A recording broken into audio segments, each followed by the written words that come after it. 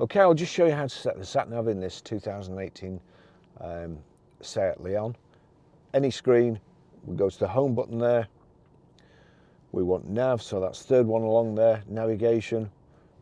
Now, if you look at this now, the menu, it doesn't always come up on that screen. If I click back, there's a possibility it's going to come up on that screen, but if you just watch it for a second, the menu disappears. So you're just left with your screen and wondering what to do and how to set it. But touch the screen, new destination. We're Grosvenor Garage, Chorley Road, Preston. If we click on the city here,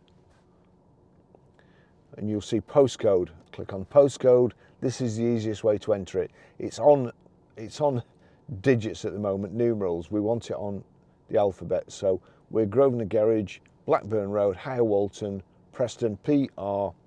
We now need to go to numbers, 5, 4, back to the alphabet, E, A, PR5, 4EA, Preston, Lancashire, click on that. That's it. Click start. Please select a route. So those are 3 routes it gives you, the fastest and so on. And we'll select that one. Sorry, my big fat fingers. Please make a U-turn if possible. We're sat on the forecourt, so it's not going to find us. But that's how you do that.